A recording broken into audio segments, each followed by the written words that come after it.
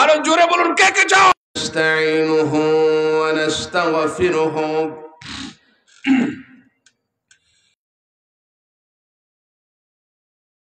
আলাইহি ওয়া নাউযু বিল্লাহি মিন শুরুরি আনফুসিনা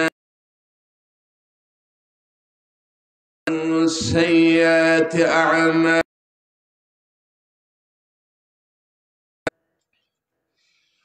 من يهد الله فلا مضل له ومن يضلله فلا هادي له ونشهد أن لا إله إلا الله وحده لا شريك له ولا ند له ولا مثيل له ولا نظير له ولا شبيه له ونشهد أن سيدنا وحبيبنا ومحبوبنا ومعشوقنا ومولانا محمدا عبد الله ورسوله الذي أرسله بالحق بشيرا ونذيرا وداعيا إلى الله بإذنه وسراجا منيرا فقد قال الله تعالى في كلامه المجيد والفرقان الحميد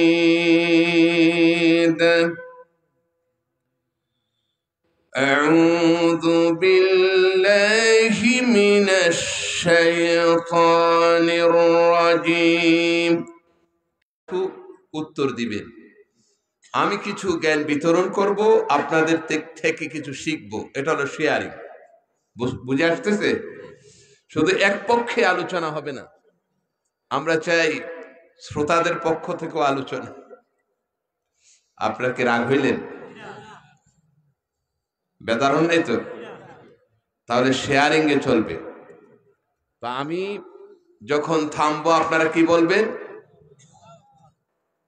আরো জোরে সবাই বলুন আওয়াজ করে বলুন আল্লাহু আকবারের আওয়াজ এত ছোট হলে চলবে কথা বলে না নামাজের মধ্যে আমরা শুরু করি কি দিয়ে সবাই বলেন জোহরের নামাজ কেরাত কে আসতে পড়ে না জোরে পড়ে না নামাজই পড়ে না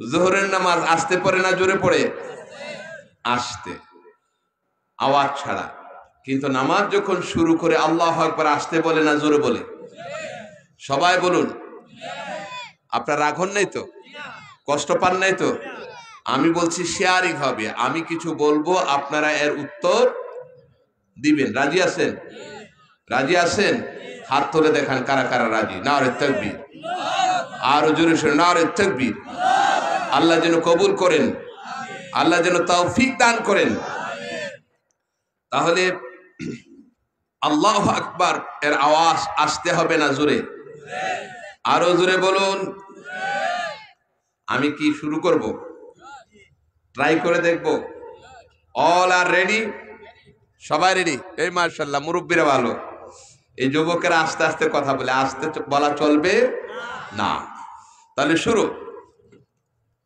এই জায়গায় আওয়াজ কম শুরু করব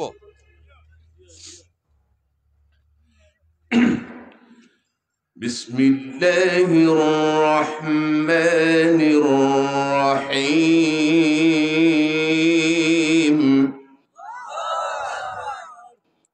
সবার আওয়াজ একত্র হয়নি একসাথে হয়নি জুড়ে হয়নি আমরা চাই আজকে এই ঐতিহ্যবাহী লামা গঙ্গাপুর ইসলামী যুব সমাজের উদ্যোগে ও এলাকাবাসীর উদ্যোগে আল্লামা সাহেব কেবলা ফুলতলি রহমতুল্লাহ আলাই ও এলাকার মুর্দিগান রিসালে সওয়াবের মাহফিল থেকে লামা গঙ্গাপুর শাহী ঈদগাহ ময়দান থেকে আমরা আওয়াজের ধ্বনি আল্লাহ পাকের আরশে আজিমে পৌঁছে দিতে চাই রাজি আছেন আল্লাহ যেন কবুল করেন। তাহলে প্রথমে বুঝে উঠতে পারেননি আপনারা, এবার একসাথে থামার আমি বলার পর একসাথে জোরে আওয়াজ হবে আল্লাহু আকবার। কি আওয়াজ? আরো জোরে কি আওয়াজ? দেখি আবার দ্বিতীয়বার ট্রাই করি। বিসমিল্লাহির রহমানির রহিম।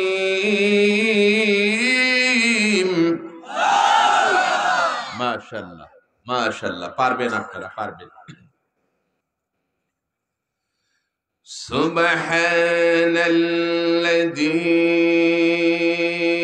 আসরা বি'আবদিহি লাইলাম মিনাল মাসজিদিল হারাম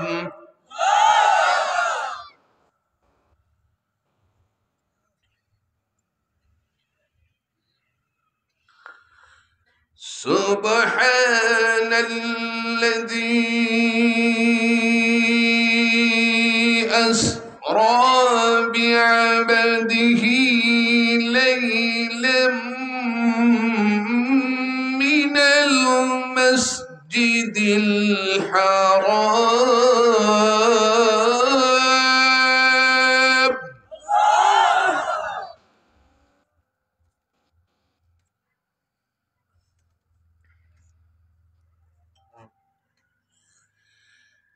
ليلا من المسجد الحرام إلى المسجد الأقصى الذي باركنا حوله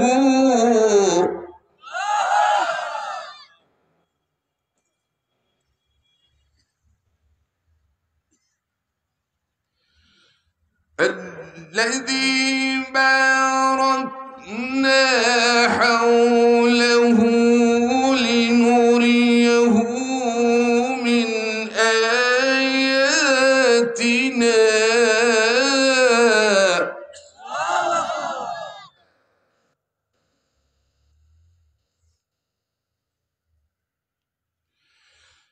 لنريه من آياتنا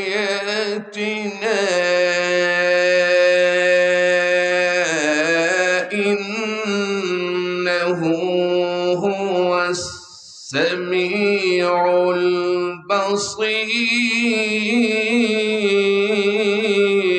البصير.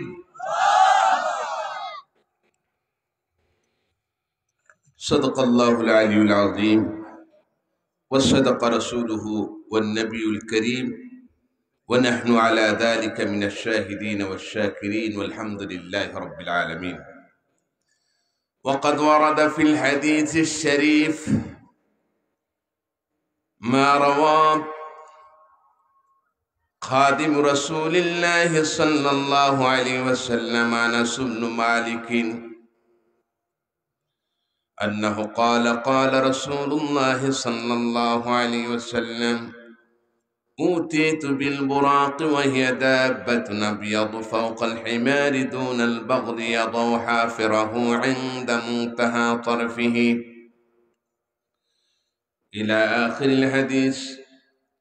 وقال تعالى في شان حبيبه ومحبوبه آمرا ومخبرا إن الله وملائكته يصلون على النبي يا أيها الذين آمنوا صلوا عليه وسلموا تسليما. اللهم صل على مولانا محمد وعلى آل سيدنا.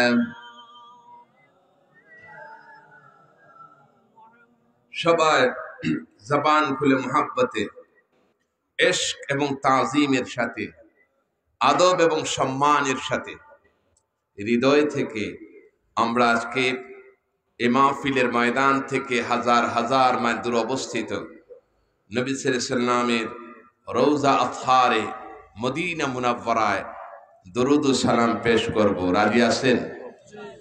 আর একটু জোরে বলুন, রাজি আছেন? সবাই জবান খুলে পড়ুন, আল্লাহুম্মা সাল্লি আলা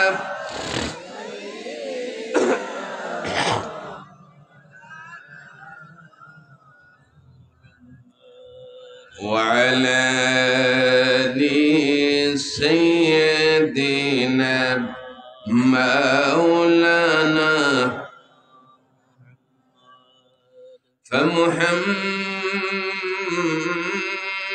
فمحمدنا هو سيدنا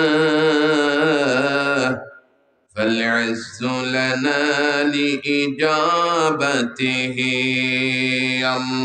اللهم صل على سيدنا مولانا محمد وعلى آل سيدنا مولانا لا إله إلا الله لا إله جري جري لا إله لا إله لا إله إلا الله محمد رسول الله صلى الله عليه وسلم الله الله الله الله الله الله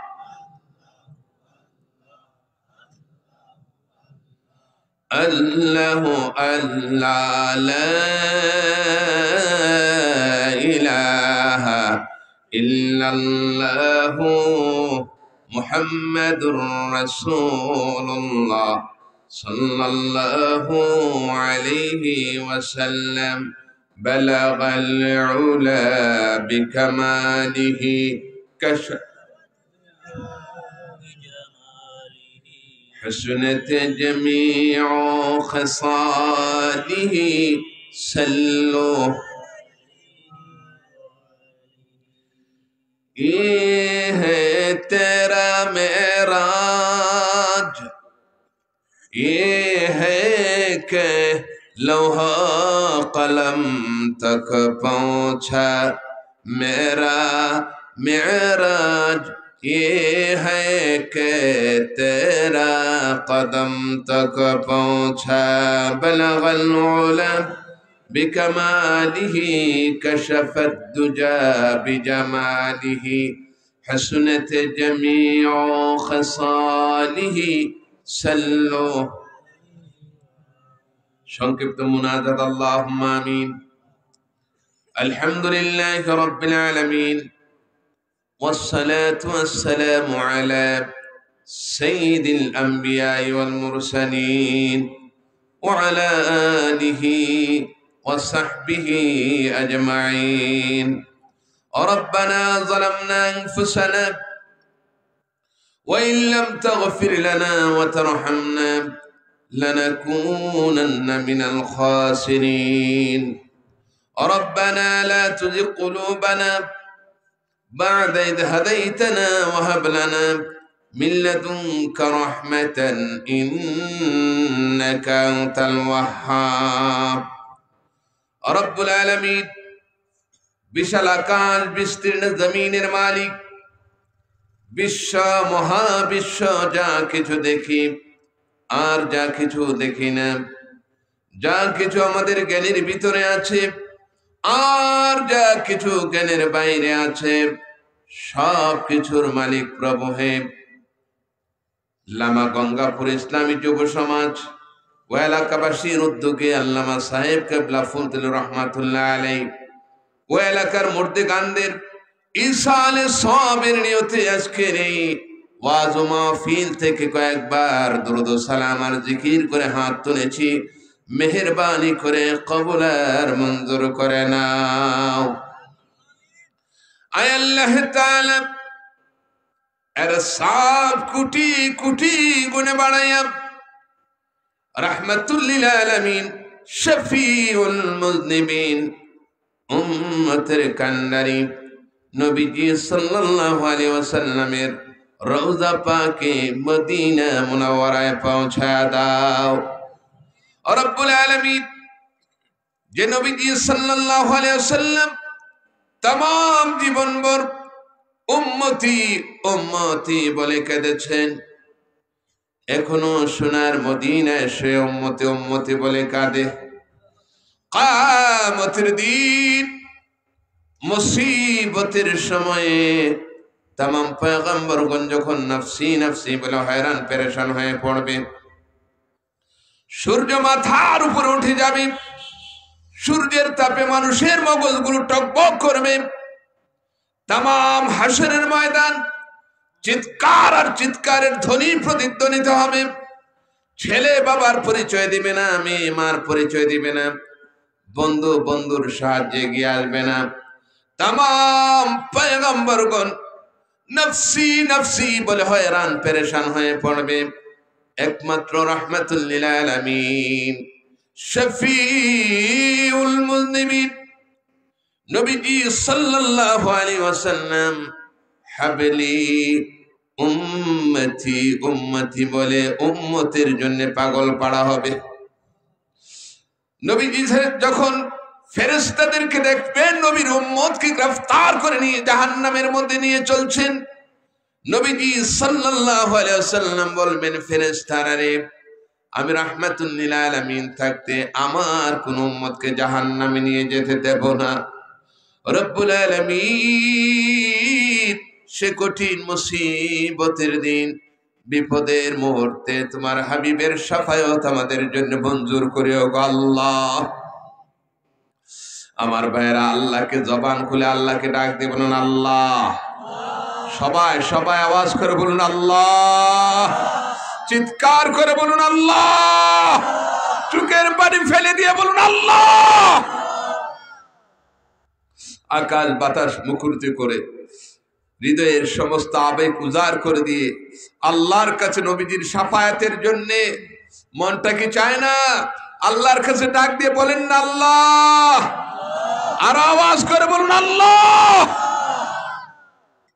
আয় আল্লাহ তাআলা সে কঠিন মুসিবতের দিন বিপদের মুহূর্তে তোমার হাবিবের শাফায়াত আমাদের জন্য মঞ্জুর করে ও আল্লাহ।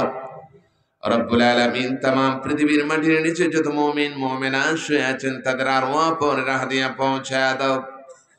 খাস করে সিলেটের জমিনে হযরত শাহজালাল শাহ পারান আল্লামা সাহেব কাবলা ফুলতুলি সব অসংখ্য আল্লাহর ওলি এই জমিনের মধ্যে শুয়ে আছেন।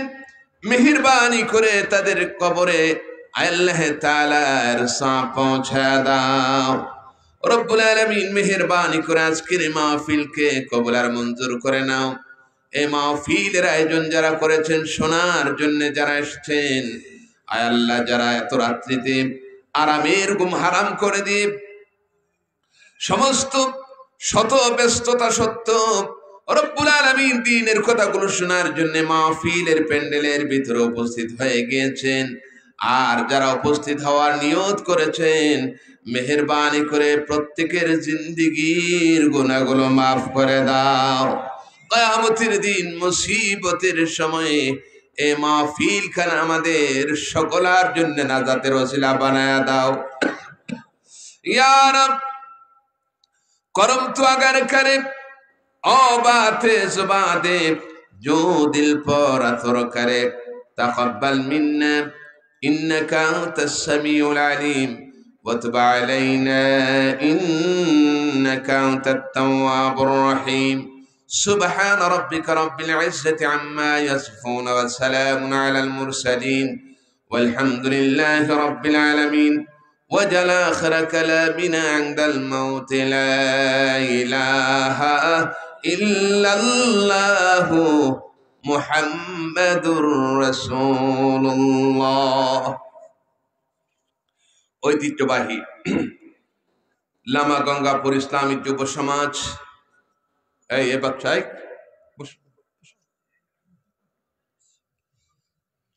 ও এলাকাবাসীর উদ্যোগে আল্লামা সাহেব কাবলা ফুলতুলি রহমতুল্লাহ আলাই ও এলাকার মুর্দেগানি রিসালে সওয়াবের উদ্দেশ্যে আজকের এই বার্ষিক রিসালে সওয়াব মাহফিলের সম্মানিত সভাপতি জনাব হাফিজ মাওলানা হুসেইন আহমদ সাহেব, ইমাম ও খতিব লামা গঙ্গাপুর জামে মসজিদ, সম্মানিত প্রধান অতিথি উস্তাদুল মুহাদ্দিসিন ওয়াল মুফাসসিরিন হযরত আল্লামা মাওলানা নাজমুদ্দিন চৌধুরী ফুলতুলি সাহেব কবলা,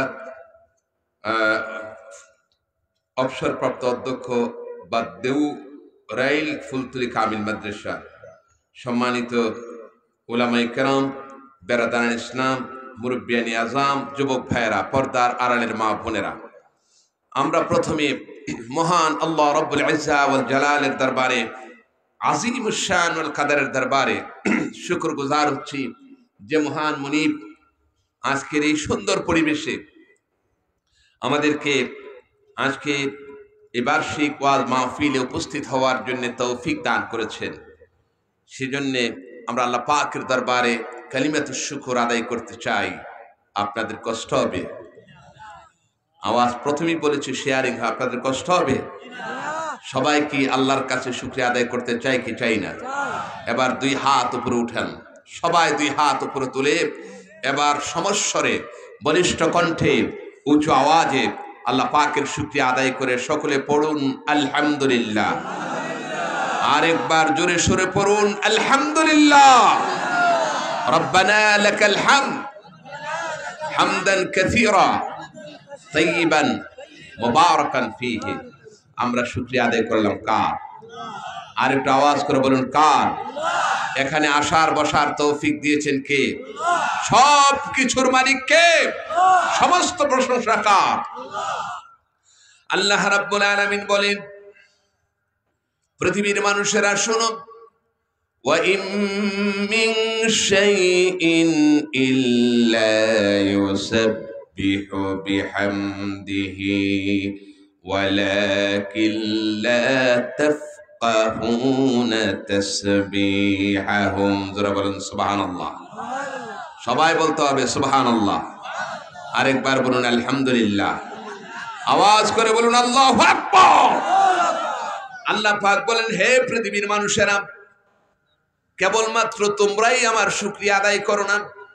এই পৃথিবীর মধ্যে আকাশ বাতাস, বৃক্ষ, তরুলতা, সূর্য, চন্দ্র, গ্রহ, নক্ষত্র, ধূলিকণা থেকে শুরু করে পাহাড় পর্বত থেকে শুরু করে পৃথিবীর মধ্যে যা কিছু আছে সব কিছু প্রশংসা করে কার? আর জোরে বলুন কার?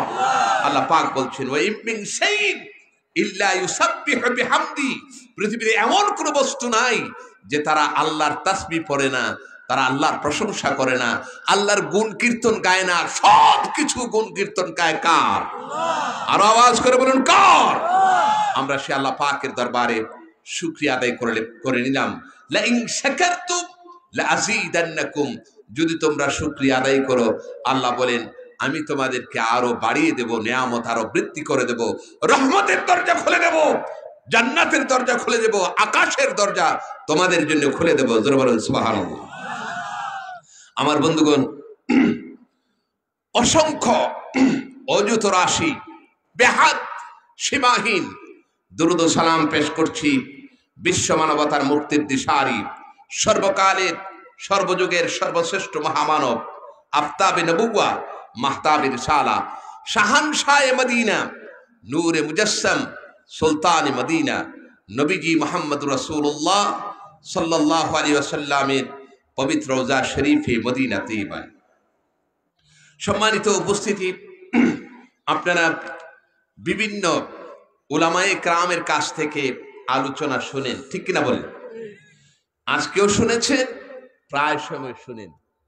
আমরা নতুন করে আমাদের জীবন ঘনিষ্ঠ, আমাদের এই জগৎ এবং পরজগৎ, ইহকাল পরকাল সব জগতে আমাদের জন্য উপকার হবে এমন কিছু কথা, এমন কিছু তথ্য আপনাদের সামনে দিতে চাই ইনশা। আরো জোরে বলুন ইনশা। আপনারা শুনতে রাজি আছেন কি নাই? কথা বলতে হবে, আছেন কি নাই? কে কে রাজি আছেন হাত তুলে দেখান। নারে তাকবীর। আরো জোরে শুনে নারে তাকবীর, নারে রিসালাত। আমার বন্ধুগণ, আমি আপনাদের সামনে কোরআনে কারীমের সূরা ইসরা থেকে প্রথম একটি আয়াতে কারিমা তেলাওয়াত করেছি। মেরাজের উপর আমাকে বলেছেন মেরাজের উপর আলোচনা করার জন্য। আপনারা সকলেই মেরাজ সম্পর্কে কিছু না কিছু জানেন, ঠিক কিনা? আমি জানা বিষয়গুলো এড়িয়ে চলতে চাই, নতুন কিছু কথা বলতে চাই। সব নতুন কথা কিন্তু শোনা যাবে। কথা বলেন। এক রাজা, একটা গল্প শোনাই আগে, এরপর আলোচনাটা শুরু করি। আমেরিকাতে একজন তরুণী সে আদালতের মধ্যে রিট করল যে আমি মারা যাওয়ার পর আমার লাশখানা যেন দাফন করা না হয়, আমার লাশখানা যেন আগুনে জ্বালিয়ে দেওয়া না হয়। আদালত বলল তাহলে আগুনেও জ্বালাবো না, লাশ আবার মাটির নিচেও দাফন করব না, কি করব? আপনাদেরকে বলি, আমাদের দেশে আমরা মারা গেলে পরে লাশ কি করি? ঘরে রেখে দিই। কথা বলেন। আমি প্রথমেই বলেছি শেয়ারিং হবে, ওই ওরা কথা বলছে না। সবাই বলেন, আমরা কি ঘরে রেখে দেই না দাফন করি? দাফন করি। আফ্রিকাতে কিছু দেশ আছে, কিছু জাতি আছে, গোষ্ঠী আছে যারা লাশ ঘরের মধ্যে রেখে দেয়। আমেরিকাতে খ্রিস্টানদের মধ্যে কিছু সংখ্যক লোক আছে, এরা লাশগুলোকে এভাবে দাফন, আমরা যেভাবে দাফন করি সেভাবে দাফন করে না। এরা দাফন করে লাশটাকে বসায় দেয়, কবর করে, সুন্দরভাবে কবর করে চতুর্পাশে মদের বোতলগুলো, বিভিন্ন ব্র্যান্ডের মদের বোতল দিয়ে ওই লাশটা এখানে বসায় দেয়। তাদেরকে জিজ্ঞেস করা হলো, তোমরা মদের বোতল দিয়ে এখানে বসায় দাও কেন? বলে দুনিয়ায় থাকতে এই লোকটা কোন ব্র্যান্ডের কোন জাতীয় মদ পছন্দ করতো তা তো জানি না, সেই জন্য সব মদগুলো এখানে রেখে দিলাম। এটা কি করা ঠিক হবে? কথা বলতে হবে, ঠিক হবে? আচ্ছা, তরুণী আদালতের মধ্যে মামলা দায়ের করল। আদালত আমার ইন্তিকালের পরে আমার লাশখানা যেন দাফন করা না হয়, জ্বালিয়ে দেয়া না হয়। জিজ্ঞেস করা হলো, তরুণী কি করতে হবে? তরুণী বললেন, আমার লাশখানা কফিনের মধ্যে রেখে দেওয়া হোক। কোথায়? ওয়াজ মনে আগাইতে পারবো না, কথা উত্তর না দিলে আগাইতে পারবো না, উত্তর দিতে হবে। কোথায় কোথায় রাখতে বলছে? সবাই বলুন কোথায়? কফিনে। কফিন বুঝলেন তো আপনারা? বাক্সের মধ্যে, কফিনের মধ্যে রাখার জন্য আমার লাশ কফিনের মধ্যে রেখে দেন। এখন কফিনের মধ্যে কয়দিন রাখা যাবে? এক সপ্তাহ রাখা যাবে? এক সপ্তাহ, 2 সপ্তাহ, এরপরে কি হবে? পচন ধরবে। ভারতে, কথা তো লম্বা হয়ে যাচ্ছে, আমি লম্বা কথা বলবো না। ভারতে পাহলুল জেলার একটা এলাকা আছে, মাত্র 1980 সালে ওই এলাকার সমস্ত মুসলমানরা কাফের হয়ে যায়, হিন্দু হয়ে যায়, মোরতাদ হয়ে যায়। কোন সালে? কথা বলতে হবে। 1980 সালে। কোন সালে? এখন মাত্র 2025। 1980 সালে ভারতের পাহলুল এলাকার সমস্ত মুসলমানরা সব কাফির হয়ে যায়, এরা ইসলাম ছেড়ে দেয়। একজন মাত্র লোক, সে একাকী আজান দিত, একাকী নামাজ পড়তো, কোনো লোক নেই, কারণ সব কাফের হয়ে গেছে। তার কারণ কি?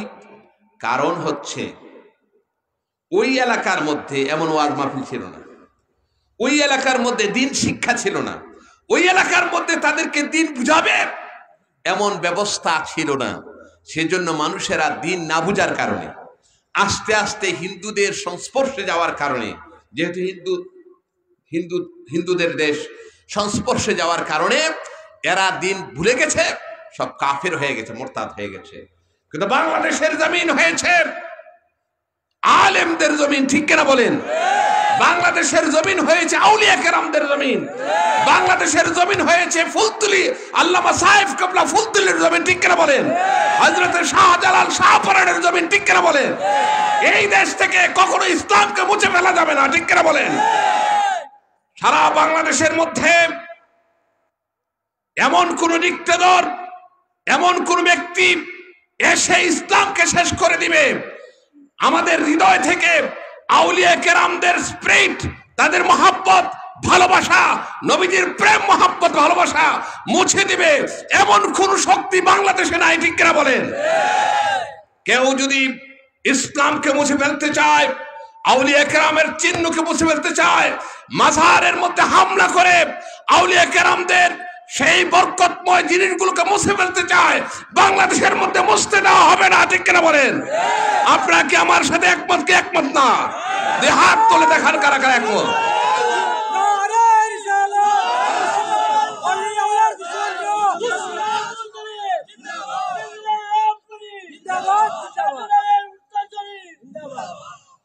আমার বন্ধুগণ, একটি মাত্র লোক একাকে আযান দিত, একাকে নামাজ পড়তো 1990 সালে, এই 10 বছরের ব্যবধানে, 80 আর 90, মাত্র 10 বছরের ব্যবধানে হঠাৎ করে ওই এলাকার মধ্যে লোকেরা মাটি কাটতো। কি কাটতো? মাটি কাটতো। দেখা যায় মাটি খুঁড়তে যেয়ে, পাহাড় খুঁড়তে যেয়ে পাহাড়ের নিচে একটা সাদা কাপড় দেখা যায়। এরপরে সাদা কাপড় তো দেখলো না, দেখা যায় একটি লাশ সাদা কাপড়ে মোড়ানো। লাশে পচন ধরে নাই, লাশের মধ্যে কোনো প্রকার বিকৃতি ঘটে নাই। পাহাড়ের নিচে কত শত বছর আগে অথবা কত কাল আগে লোকটি মারা গেছে কেউ তো বলতে পারে না। এরা তো যেহেতু দ্বীনের জ্ঞান নাই, ইসলামের জ্ঞান নাই, কোরআন হাদিস শরীয়তের জ্ঞান তাদের ছিল না, এই জন্য মুরতাদ হয়ে গেছে, এই জন্য অমুসলিম হয়ে গেছে। তারা কি করবে? তারা তো ভয় পেয়ে গেছে যে এই পাহাড়ের নিচে আমরা মাটি খুঁড়লাম, এখানে এই লাশ, এটাকে জিত ভূত নাকি? এখন তারা কার কাছে সমাধান যাবে? গেল ওই যে একটা লোক আব্দুল হামিদ নামক এক ব্যক্তি, তার বাবা, তার বাবা একাকী আযান দিত, একাকী নামাজ পড়তো। কথাটা বুঝে আসতেছে আপনাদের? একাকী আযান দিত। এখন লাস্ট পর্যন্ত তারা আব্দুল হামিদের কাছে গেল, আব্দুল হামিদের বাবার কাছে। আব্দুল হামিদের বাবার কাছে যেয়ে বলল, আমরা মাটি খুঁড়তে যে মাটির অনেক গভীরে এমন একটা জিনিস দেখতে পেলাম। তিনি বললেন, চলো যাই। কোথায়? যে দেখলো যে তাকে যেভাবে যত শত বছর আগে যেভাবে তাকে দাফন করা হয়েছে, ওই মার্কিনী সাদা কাপড়ের মধ্যেও কোনো প্রকার পোকা ধরে নাই, নষ্ট হয় নাই, লাশটাও সম্পূর্ণ অক্ষত অবস্থায় রয়েছে। সুবহানাল্লাহ বললেন? আর একটু জোরে। এবার আব্দুল হামিদ বললেন, বাবারা, এই লাশখানা সাধারণ কোনো ব্যক্তির লাশ নয়, এই লাশখানা অবশ্যই কোনো আল্লাহর ওলির লাশ, আল্লাহ পাকের বিশেষ কোনো বান্দার লাশ। সেজন্য কত শতাব্দী আগে, কত বছর আগে সে মারা গেছে আমরা জানি না, তোমরাও জানো না। কিন্তু যেহেতু কাফনের মধ্যে দাফন করা হয়েছে, এই লোকটি অবশ্যই আল্লাহর ওলি ছিল। ওলি থাকার কারণে আল্লাহ পাক তাকে এত মর্যাদা দিয়েছেন, তার লাশখানা পর্যন্ত এত বছর পর্যন্ত অক্ষত অবস্থায় রয়ে গিয়েছে। আল্লাহর ওলিরা তারা মরার পরও জীবিত, ঠিক কিনা বলেন? আমার ভাইয়েরা, আজকে বাংলাদেশের মধ্যে ফতোয়াবাজ বের হয়েছে, যারা বলে যে মুহাম্মদ সাল্লাল্লাহু আলাইহি ওয়াসাল্লাম মারা গেছেন, মারা যাওয়ার পরে তাকে দাফন করার পরে লাশ পচে গলে একাকার হয়ে গিয়েছে। আর একটু আস্তে কর, 100 টাকার নাউজুবিল্লাহ বললে হবে, আরো জোরে বলুন নাউজুবিল্লাহ। তারা বলে যে মুহাম্মদ সাল্লাল্লাহু আলাইহি ওয়াসাল্লাম লাশ পচে গলে একাকার হয়ে গিয়েছে। আমরা বলি আল্লাহর নবী, বিশ্ব নবী, নবীদের নবী, নবীদের সর্দার, শাফায়াতের কান্ডারি, নূরে মুজাসসাম নবীজি সাল্লাল্লাহু আলাইহি ওয়াসাল্লাম রওজা শরীফের মধ্যে জিন্দা আছেন, ঠিক কিনা বলেন?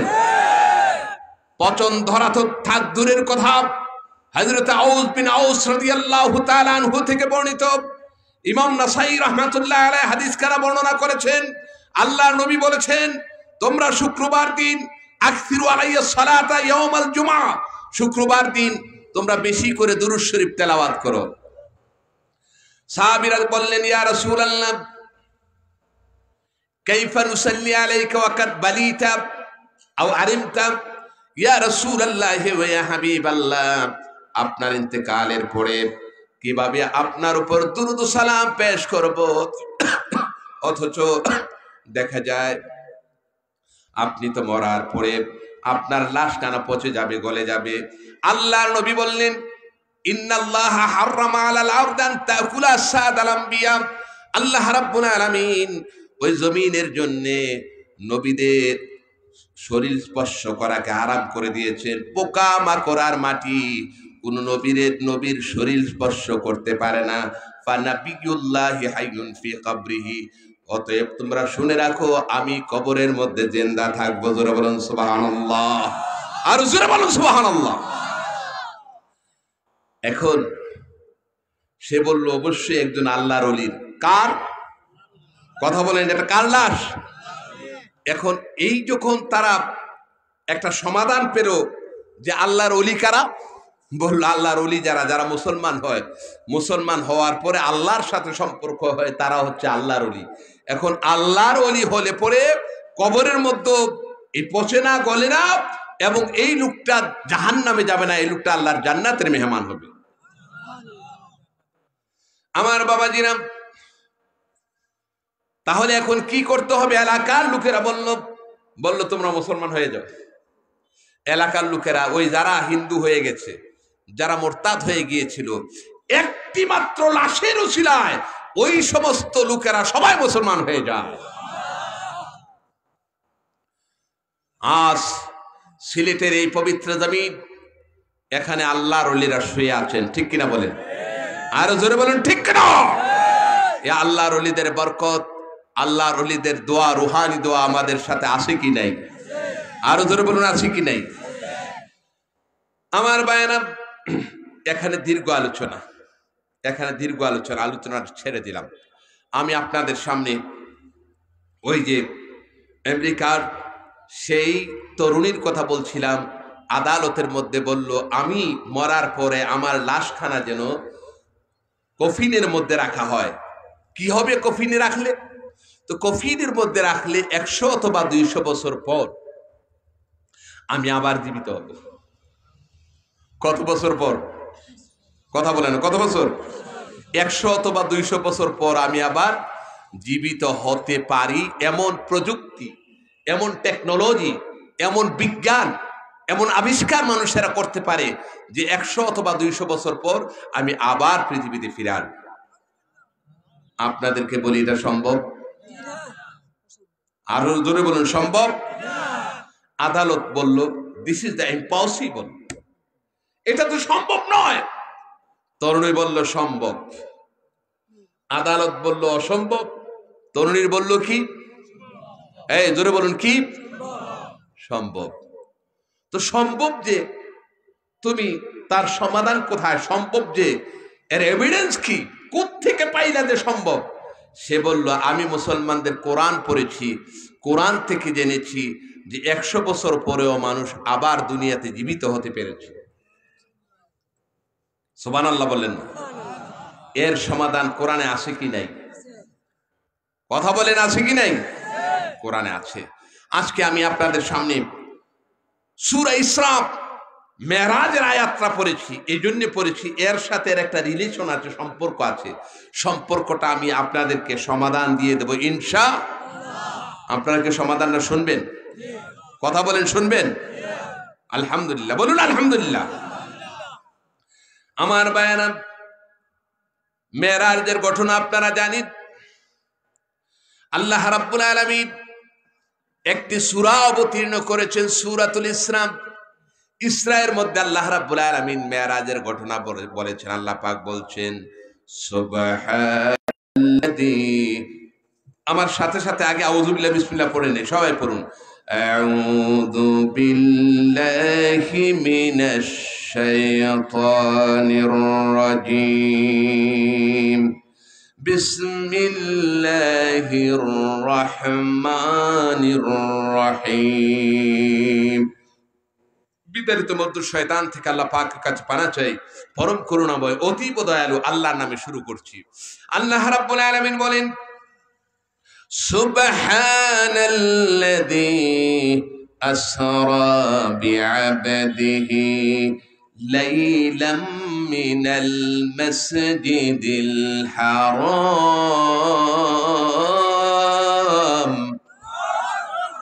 আল্লাহ রাব্বুল আলামিন বলেন পবিত্রময় হয়েছে সেই সত্তা,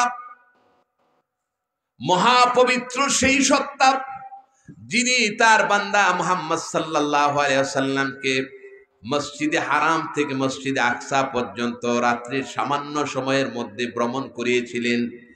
আল্লাযী বারাকনা হাওলাহু লিনুরিয়াহু মিন আয়াতিনা ইন্নাহু হুয়াস সামিউল বাসীর। আল্লাহ পাক বলেন লিনুরিয়াহু মিন আয়াতিনা, আমি তার চতুর্পার্শ্বে, আল্লাযী বারাকনা হাওলাহু, তার চতুর্পার্শ্বে আমি বরকতময় করে দিয়েছি। বরকত করেছেন কে? আরো জোরে বলুন কে?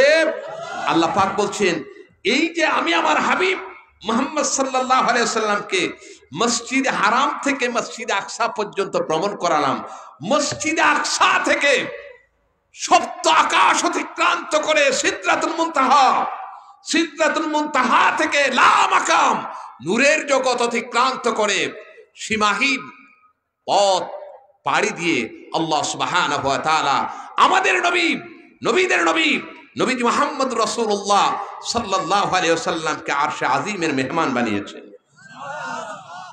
আর একটু আস্তে কোন সুবহানাল্লাহ। সুবহানাল্লাহ দ্বারা আল্লাহ শুরু করেছেন, সুবহানাল্লাযী আসরা। অতএব সুবহানাল্লাহর আওয়াজটা কয়েক মন হওয়া লাগবে। কষ্ট হয় আপনাদের? জোরে বলুন সুবহানাল্লাহ। আরেকবার বলুন আলহামদুলিল্লাহ। আওয়াজ করে বলুন আল্লাহু আকবার। আমার বন্ধুগণ, প্রথমে একটা গল্প বলতে চেয়েছিলাম, গল্পটাকে শোনাবো না শোনাবো না, শোনার আগ্রহ নেই, বলবো? গল্পটা হচ্ছে যে কোন জিনিস না পারলে এবং পারলে উভয় দিক থেকে সমস্যা। পারলেও সমস্যা, না পারলেও সমস্যা। বুঝে আসতেছে আপনাদের? আমি সেই শুধু ঢাকা থেকে আপনাদের এখানে এসেছি, আপনারাও ঢাকা যান, যান কি যান না? কয় ঘন্টা লাগে? প্রায় 9 ঘন্টার উপরে লাগছে সে আসতে, 9 ঘন্টার উপরে।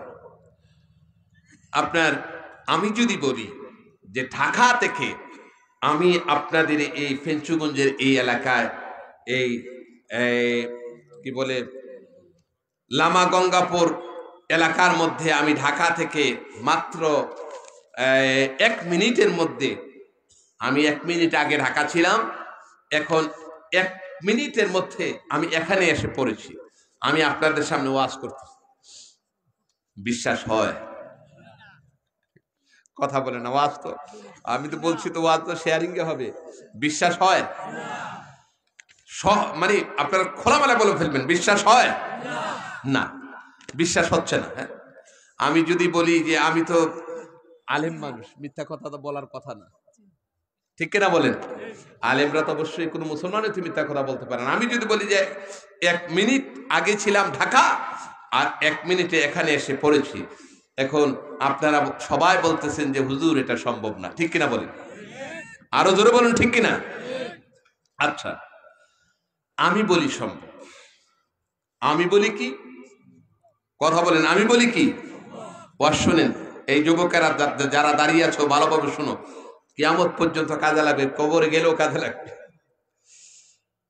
আমার বন্ধুগণ, এই এলাকার লোক, এখানে হাজী সাহেব আছে, কথা বলেন, হাজী সাহেব আছে, হজ করেছেন এমন কয়জন? এটা হাত তোলেন তো।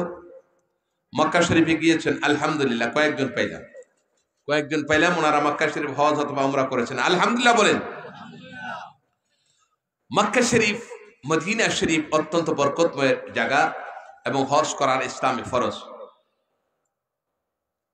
এখন থেকে 200 বছর আগে, 150 বছর আগে এই সিলেটের জমিন থেকে মক্কা শরীফ, মদিনা শরীফ যে হজ করতে সময় লাগতো কয়দিন? কে বলতে পারে মুরব্বীরা? 6 মাস। কয়দিন? এই সবাই বলেন কয়দিন?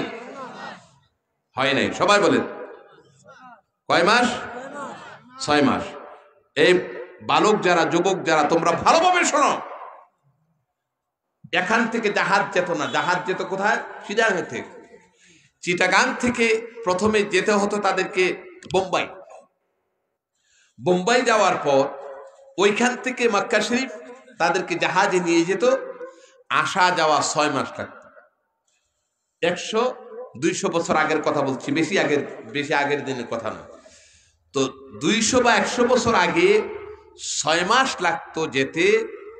এখন বাংলাদেশি হাজিরা, কিছু সংখ্যক হাজি সেই বোম্বাই গিয়েছে হজ করার জন্য।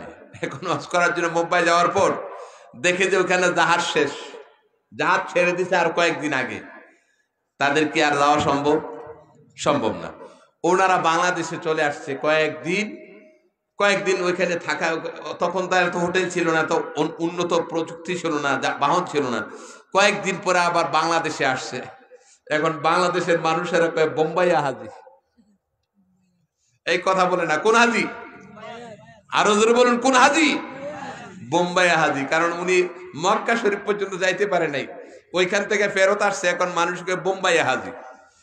ওই সময়ে যদি কোনো ব্যক্তি ওই সময়ে যদি বলতো যে আমি 6 দিনে মক্কা শরীফ হজ করে, সৌদি আরব যেয়ে উমরা করে, তাওয়াফ করে, এরপর আমি বাংলাদেশে চলে আসছি, ওই সময়ে 6 দিনের কথা বললে কেউ বিশ্বাস করত? এই কথা বলেন, বিশ্বাস করত না। এই বর্তমান যুগে কোন ব্যক্তি যদি বলে যে আমি 6 দিনে মক্কা শরীফ গেছি, আসছি, হজ করছি, এটা বিশ্বাস করবে কি করবে না? করবে। কেউ যদি বলে যে তোমার বাংলাদেশ থেকে আমি মক্কা শরীফে নিয়ে যাব, 6 দিন লাগবে, কেউ ওই ট্রাভেল এজেন্সির সাথে কেউ যাবে না। কারণ কি? কারণ এখন 6 ঘন্টায় যাওয়া যায়। কয় ঘন্টা? 6 ঘন্টায় যাওয়া যায়। তাহলে 6 মাসেরটা প্রযুক্তির কারণে, একমাত্র বিমানের কারণে 6 ঘন্টারটা, 6 মাসেরটা 6 দিনে চলে আসছে। আর আমি বলছি যে 1 মিনিটে। আপনারা বলছেন অসম্ভব ব্যাপার। পৃথিবীতে এমন রকেট আবিষ্কার হয়ে গেছে, নাসার বিজ্ঞানীরা, আমেরিকার নাসার বিজ্ঞানীরা এমন রকেট আবিষ্কার করেছেন, যেই জায়গা থেকে ওই রকেটটা উড়া শুরু করেছে, সারা পৃথিবী ঘুরে 3.5 মিনিটের মাথায় ওই জায়গার মধ্যে এসে পৌঁছেছে। সুবহানাল্লাহ বললেন না? যদি সারা পৃথিবী 3.5 মিনিটে ঘুরে যায়, তাহলে ঢাকা থেকে এখানে ওই বাহন দ্বারা 1 মিনিটে আসা যাবে কি যাবে না? আমার বাবাজিরা, যদি বর্তমান প্রযুক্তির কারণে, বিজ্ঞানের কারণে 6 মাসের পথ যদি 1 মিনিটের মধ্যে অতিক্রান্ত করা যায়, যে আল্লাহ রাব্বুল আলামিন মানুষকে প্রযুক্তির জ্ঞান দিলেন, মানুষকে এত বুদ্ধি দিলেন, এত টেকনোলজি দান করলেন, এত বিজ্ঞান মানুষদেরকে দান করলেন। ওই আল্লাহ রাব্বুল আলামিন নবীজি সাল্লাল্লাহু আলাইহি ওয়াসাল্লামকে এই পৃথিবীর জমিন থেকে মুহূর্তের মধ্যে আল্লাহ পাক আরশে আযিমে গমন করিয়ে আবার এই পৃথিবীর মধ্যে আবার পৌঁছে দেওয়া, এটাকে আল্লাহর পক্ষে অসম্ভব? জোরে বলুন, এটা কি অসম্ভব? না, এটা অবশ্যই সম্ভব, ঠিক কিনা বলেন? অতএব মেরাজের ঘটনাকে স্বীকার করা যায় না। গোটা পৃথিবীর মানুষের জন্য জ্ঞানের দ্বার, বিজ্ঞানের দ্বার, মানুষের মানসিকতার দ্বার সবকিছু মেরাজের মাধ্যমে আল্লাহ পাক মানুষের কাছে মুক্ত করে দিয়েছেন। জোরে বলুন সুবহানাল্লাহ। আমার ভাইরা, নবীজি সাল্লাল্লাহু আলাইহি ওয়াসাল্লামের মর্যাদা আল্লাহ রাব্বুল আলামিন এভাবেই তো নবীজি হয়েছেন গোটা পৃথিবীর মধ্যে সর্বশ্রেষ্ঠ পয়গম্বর, ঠিক কিনা? আরো জোরে বলতে হবে, ঠিক কিনা? নবীজি সাল্লাল্লাহু আলাইহি ওয়াসাল্লামকে আল্লাহ রাব্বুল আলামিন সর্বশ্রেষ্ঠ মর্যাদা দান করেছেন। মেরাজের মাধ্যমে আল্লাহর নবী মুহাম্মদ সাল্লাল্লাহু আলাইহি ওয়াসাল্লামকে আল্লাহ পাক শ্রেষ্ঠত্বের প্রমাণ মানুষের সামনে তুলে ধরেছে। আমার বন্ধুগণ, নবীজি সাল্লাল্লাহু আলাইহি ওয়াসাল্লামের চাচা আবু তালেব দুনিয়া থেকে বিদায় হয়ে গেল। হযরত খাদিজাতুল কুবরা রাদিয়াল্লাহু তাআলা আনহা দুনিয়া থেকে বিদায় হয়ে গেল। নবীজি সাল্লাল্লাহু আলাইহি ওয়াসাল্লাম চিন্তিত হয়ে পড়লেন।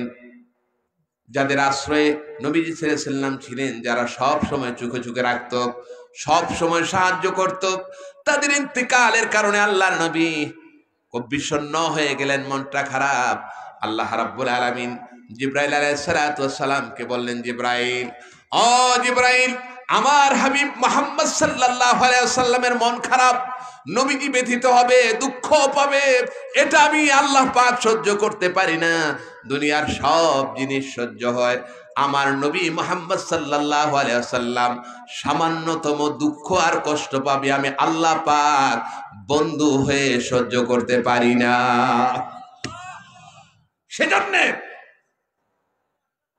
সেজন্য যখন জাবালে আবি কুবাইস, জাবালে আবি কুবাইস আপনারা চিনেন? জাবালে আবি কুবাইস হচ্ছে, আপনারা কাবা শরীফ দেখছেন? কাবা শরীফ, এই কথা বলে না কা দেখছেন? টেলিভিশনে দেখেন নাই? কথা বলেন, কাবা শরীফ দেখছেন? এই কাবা শরীফের পাশে বাদশার বাড়ি, এখন যে পাহাড়টা, এটা হচ্ছে জাবালে আবি কুবাইস। এই জাবালে আবি কুবাইসের মধ্যে নবী সাল্লাল্লাহু আলাইহি ওয়াসাল্লাম কাফেরদেরকে ডেকে বললেন, হে কাফেররা, আমি যদি বলি যে পাহাড়ের অপর প্রান্তে শত্রু বাহিনী অপেক্ষা করছে, তোমরা বিশ্বাস করবে? হ্যাঁ, বিশ্বাস করব। এরপরে বলল, আমি তোমাদেরকে বলছি যে তোমাদের জন্য পরকাল আল্লাহ পাক জাহান্নামের শাস্তি তৈরি করে রেখেছেন, জাহান্নাম তৈরি করে রেখেছেন। তোমরা যদি লা ইলাহা ইল্লাল্লাহ না পড়ো, ঈমান যদি না আনো, তাহলে তোমাদেরকে জাহান্নামে নিক্ষেপ করা হবে। তখন আবু লাহাব নবী সাল্লাল্লাহু আলাইহি ওয়াসাল্লামকে গালি দিয়েছিল, হে মুহাম্মদ, তোর ধ্বংস হোক। জোরে বলুন নাউজুবিল্লাহ। আর একটু আস্তে কর, জোরে বলুন নাউজুবিল্লাহ। আমার ভাইরা, আবু লাহাব গালি দিয়েছিল। নবীজি সাল্লাল্লাহু আলাইহি ওয়াসাল্লাম ওই সময় তাকে সাহায্য করার মতো কোনো লোক ছিল না পৃথিবীতে। আল্লাহ রাব্বুল আলামিনের হাবিব কষ্ট পেয়েছেন, দুঃখ পেয়েছেন। এই কষ্ট দুঃখ আল্লাহ পাক সহ্য করতে পারেন নাই, সেজন্য আল্লাহ রাব্বুল আলামিন গালির প্রতিবাদ দিয়েছেন, হে আবু লাহাব, তাব্বাত ইয়াদা আবি লাহাবিন ওয়া তাব। হে আবু লাহাব, আমার হাবিবকে গালি দিয়েছো, শুনে রাখো, আমার হাবিবকে ধ্বংসের জন্য তুমি গালি দিয়েছো, ধ্বংস হওয়ার জন্য। আমি আল্লাহ এর জবাব দিচ্ছি, কিয়ামত পর্যন্ত তাম পৃথিবীর মানুষেরা তোকে গালি দিবে, তোকে বলবে তাব্বাত ইয়াদা আবি লাহাবিন ওয়া তাব। আবু লাহাবের দুই হাত ধ্বংস হয়ে যাক, আবু লাহাবকে গালি দিবে কিয়ামত পর্যন্ত। এখনো আমরা সূরা লাহাব পড়ি কি পড়ি না? আরো জোরে বলেন, পড়ি কি পড়ি না? আমার ভাইয়েরা, সেই যুগে আল্লাহ পাক প্রতিবাদ করেছেন। আজ পরিতাপ এবং দুঃখের বিষয়, বাংলাদেশের মধ্যে আসাদ নূর নামক একজন নাস্তিক বের হয়েছে, যে নবীজি সাল্লাল্লাহু আলাইহি সাল্লামকে শুধু গালি দিয়ে ক্ষান্ত হয় নাই, গোটা পৃথিবীর ইতিহাসে দেখা যায় নবীজি সাল্লাল্লাহু আলাইহি সাল্লামের চরিত্রের ব্যাপারে কেউ কোনো কথা বলতে পারে নাই। এই আসাদ নূর নামক এই শয়তান নবীজি সাল্লাল্লাহু আলাইহি সাল্লামের চরিত্রের উপর আঘাত করেছে, মরুর ডাকাত বলে গালি দিয়েছে, কোরআন শরীফকে হাতে নিয়ে ছুঁড়ে ফেলে দিয়েছে। আমরা সরকারের কাছে দাবি জানিয়েছিলাম, বলেছিলাম আসাদ নূরকে অনতি বিলম্বে গ্রেফতার করা হোক। বিগত সরকার তাকে গ্রেফতার করে নাই। আমরা বর্তমান সরকারের কাছে দাবি জানাই, বিশ্ব নবী আমাদের হৃদয়ের স্পন্দন, নবীজি সাল্লাল্লাহু আলাইহি সাল্লামকে যে গালি দিল তাকে ফাঁসির কাস্টে ঝুলিয়ে তার মৃত্যুদণ্ড কার্যকর করা হোক। ঠিক কিনা বলেন? কে কে কথা তুলে দেখাও।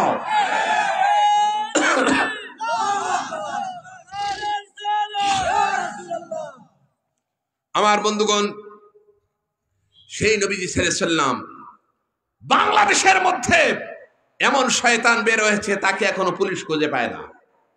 এটাকে বিশ্বাস করা যায়? কথা বলেন না, বিশ্বাস করা যায়? বাংলাদেশের মধ্যে তাকে কোথায় খুঁজে পাওয়া যাবে না। নবী প্রেমিক আশিকেরা বেঁচে থাকতে এই শয়তানকে যেখানেই পাবে সেখানেই নিজেরা তার বিচার করবে। ঠিক কিনা বলেন?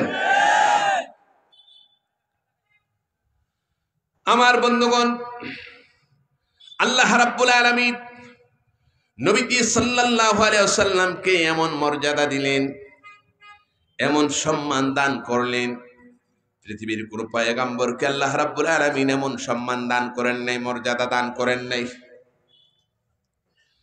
আল্লাহ রাব্বুল আলামিন স্বয়ং নবীজি সাল্লাল্লাহু আলাইহি ওয়াসাল্লামকে জান্নাত দেখানোর ব্যবস্থা করলেন, জাহান্নাম দেখানোর ব্যবস্থা করলেন। আল্লাহ পাকের আরশে আজিমের মধ্যে আল্লাহর নবীকে আল্লাহ পৌঁছিয়ে দেন। সুবহানাল্লাহ বললেন না? আপনাদের কি কষ্ট হচ্ছে? কি বলেন, কষ্ট হচ্ছে? আমি কি মুনাজাত করে দেব? বিজ্ঞানের অনেক তথ্য, আজ সেই তথ্যগুলো অনেক রাত্র হয়ে গিয়েছে, সেই তথ্যগুলো দেব না। ইম্পর্টেন্ট কিছু কথা আপনাদের খেদমতে বলতে চাই। কেন নবীজি সাল্লাল্লাহু আলাইহি সাল্লামকে মেরাজ নিয়ে যাওয়া হলো, জানার দরকার আছে কি নেই? কথা বলেন, আছে কি নেই? আমার ভাইয়েরা, হযরত উম্মে হানি রাদিয়াল্লাহু তাআলা আনহার ঘরে নবীজি সাল্লাল্লাহু আলাইহি সাল্লাম শুয়েছিলেন। এমন সময় আল্লাহ রাব্বুল আলামিন ৭০,০০০ ফেরেশতার মাধ্যমে জিবরাইল আলাইহিস সালাতু ওয়াস সালামকে পাঠিয়ে দিলেন।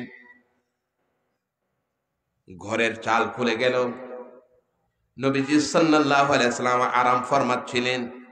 এমন সময় দেখা যায় জিবরাইল এসে আলাইহিস সালাতু ওয়াস সালাম এসে নবীজি সাল্লাল্লাহু আলাইহি সাল্লামকে সেখান থেকে সম্মানের সাথে বুরাক নামক বাহন এর মধ্যে আরোহণ করালেন। প্রথমে নিয়ে গেলেন বাইতুল্লাহ শরীফের সেখানে, বাইতুল্লাহ শরীফের সেখানে জমজম কূপের পাশে নিয়ে গেলেন। জমজম কূপের পাশে নিয়ে যাওয়ার পরে ফাখরাজা কালবাহু, নবী সাল্লাল্লাহু আলাইহি সাল্লামের ওই কলবখানা খুলে ফেললেন। ফাশাক্কা সাদরাহু আখরাজা কালবাহু, সর্বপ্রথম পৃথিবীর ইতিহাসে open heart surgery, open heart surgery. আপনারা বুঝেন এটা ওপেন হার্ট সার্জারি? এই কথা বলেন, বুঝেন? এই যুবকেরা কথা বলো না জোরে, বুঝেন কিনা? ওপেন হার্ট সার্জারি মানে সরাসরি এই কণ্ঠনালীর নিচ থেকে শুরু করে নাভির উপর পর্যন্ত সবটা বুক একদম কেটে ফেলা, এই শাটনাগুলো একদম করাত দিয়ে কেটে ফেলা, কেটে ফেলে এরপরে এখন বাইপাস করা হয়।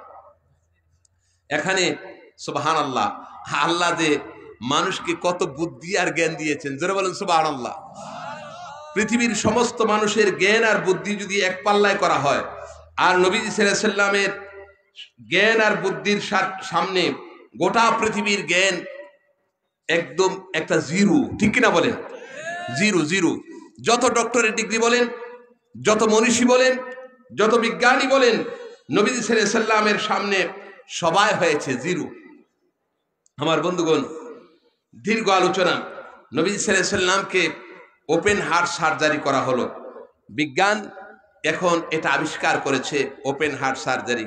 মানুষের এই যে ব্লক হয়ে যায়, হার্টের মধ্যে কি হয়, ব্লক হয়, রক্ত যে চলাচল করে ব্লক হয়, এটা চর্বি জমে। এখন ব্লক যখন হয়ে যায়, লোকটা একদম যদি ব্লক হয়ে যায়, রক্ত চলাচল না করতে পারলে হার্ট অ্যাটাক করে সে মারা যায়। এখন এই ব্লক মানুষ আবিষ্কার করেছে আল্লাহ পাক এই রানের মধ্যে, এখানে তিনটা, এখানে তিনটা, বুঝেন কি বুঝেন না, প্রত্যেকের রানের মধ্যে অতিরিক্ত তিনটা রগ ফিট করে দিয়েছেন। সুবহানাল্লাহ বলেন। অতিরিক্ত কয়টা? এখানে তিনটা, এখানে তিনটা, 6টা রগ। এই যে রগ এর মাধ্যমে রক্ত চলাচল করে অতিরিক্ত 6টা রগ এখানে দিয়েছেন। এখন বাইপাস করা হয়, কেটে ফেলে দিয়ে এখান থেকে নিয়ে ওখানে লাগাই দেয়। সুবহানাল্লাহ, সুবহানাল্লাহ।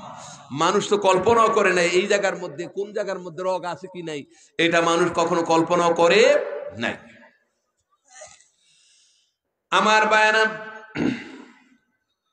নবীজি সাল্লাল্লাহু আলাইহি সাল্লামের ওপেন হার্ট সার্জারি করা হলো, গোটা কলবখানাকে সেখান থেকে বের করা হলো। মুরব্বীরা ভালোভাবে বুঝেন, আমার যুবক ভাইয়েরা, হে আমার যুবক ভাইয়েরা, মন দিয়ে শুনুন। কোরআনে কারীমের মধ্যে নামাজের কথা এসেছে 82 বার। কতবার? 82 বার। আর কলবের কথা এসেছে 194 বার অথবা 198 বার। কই 82 বার আর কই 198 বার?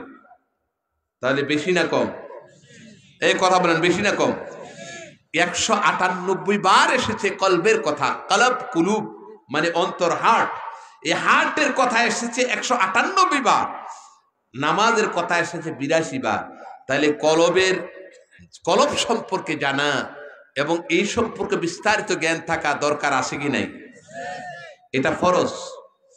ওলি আউলিয়া, আল্লাহর ওলিরা আপনাদেরকে যে তালিম দেয়, জিকির আজকার করায়, বলে চক্ষুগুলো বন্ধ করেন, চক্ষুগুলো বন্ধ করেন, এরপরে কি করেন, কলবের দিকে খেয়াল করেন। জিকির করে না? এই আল্লামা সাহেব কবলা ফুলতরি এর আওলাদ যারা আছে ওনারা জিকির করেন না? পীরমা সাহেবগঞ্জ জিকির করেন না? এই যে বলে যে চক্ষুগুলো বন্ধ করেন, এই যে চক্ষুগুলো বন্ধ করলে কি হয় জানেন? আপনার এই চক্ষুর জায়গায় কলবের চক্ষু খুলে যায়। এই চক্ষুর পাওয়ার হচ্ছে এই সামিয়ানা পর্যন্ত, কিন্তু ওইটার পাওয়ার সামিয়ানা না, সামিনা অতিক্রান্ত করে ওই চক্ষুর মাধ্যমে আল্লাহ পাকের আরশে আজিম দেখা যায়। আমি যদি শুধু এই বিষয়ের উপর আলোচনা করি তাহলে আমাকে মিনিমাম কয়েক মাস লাগবে, কয়েক মাস। আমরা এক একটা বিষয় নিয়ে মসজিদের মধ্যে কয়েক মাস আলোচনা করি। কলব সম্পর্কে আমি 1 বছর কথা বলতে পারবো, 1 বছর ইনশাআল্লাহ 1 বছর কথা বলতে পারবো। আজকে কোথায় শিক্ষিত জ্ঞানী? কাকে জ্ঞানী বলেন আপনারা? যার কলবের জ্ঞান নাই, কোরআনের জ্ঞান যার নাই, ওই লোকটি আসলে হচ্ছে জাহেল, মূর্খ, ঠিক কিনা বলেন? কোরআনের জ্ঞান যার আছে, আপনারা যারা ইংরেজি শিক্ষিত তাদেরকে আমি খারাপ বলছি না, অবশ্যই ইংরেজি শিক্ষিত অথবা দুনিয়া বিলাইনে যারা শিক্ষিত অবশ্যই আপনারা শিক্ষিত, কিন্তু কোরআনের জ্ঞান, কলমের জ্ঞান এত বেশি পাওয়ারেবল, এত বেশি শক্তি তার স্পিরিট। গোটা দুনিয়ার বিজ্ঞান যদি একত্র করা হয়, কোরআনের জ্ঞান যার মধ্যে আছে, এই কোরআনের জ্ঞান গোটা বিজ্ঞান কোরআনের কাছে জিরো, ঠিক কিনা বলেন? কিয়ামত পর্যন্ত যদি বিজ্ঞান আবিষ্কার করে, প্রথম আকাশ পর্যন্ত যেতে পারবে না। কোথায়? প্রথম আকাশ পর্যন্ত যেতে পারবে না। দীর্ঘ আলোচনা, অনেক রাত্র, আপনাদের বুঝতে কষ্ট হবে, সেজন্য ছেড়ে দিলাম। গোটা পৃথিবীর বিজ্ঞান কিয়ামত পর্যন্ত আবিষ্কার করবে, প্রথম আকাশ পর্যন্ত যেতে পারবে না। আল্লাহ পাক নবী সাল্লাল্লাহু আলাইহি সাল্লামকে প্রথম আকাশ নয়, সপ্ত আকাশ অতিক্রান্ত করে, সিদরাতুল মুনতাহার পর লা মাকাম অতিক্রান্ত করে, নূরের পর্দা অতিক্রান্ত করে আল্লাহ পাক আরশে আযীমে পৌঁছে দিয়েছেন। আপনারা মেরাজের কি ঘটনা বলবো? আমার বায়ানা, মেরাজের মাধ্যমে আল্লাহ রাব্বুল আলামিন নবীজি সাল্লাল্লাহু আলাইহি ওয়াসাল্লামের নিকটে আকাশের দরজাগুলো খুলে দেওয়া হলো। এই দুনিয়ার শুধু জ্ঞান নয়, আকাশের জ্ঞান, গোটা পৃথিবীর জ্ঞান আল্লাহ রাব্বুল আলামিন নবীজির জন্য খুলে দিয়েছেন। 2007 the first lady of Indian Sunita William was gone the moon। 2007 সাল ভারতের একজন নবচারিণী মহিলা, নাম হচ্ছে সুনিতা উইলিয়াম। আপনাদের কষ্ট হচ্ছে? এই কষ্ট হচ্ছে? আমি কি মুনাজাত করে দেব? আরো কিছু আলোচনা চলবে? আচ্ছা,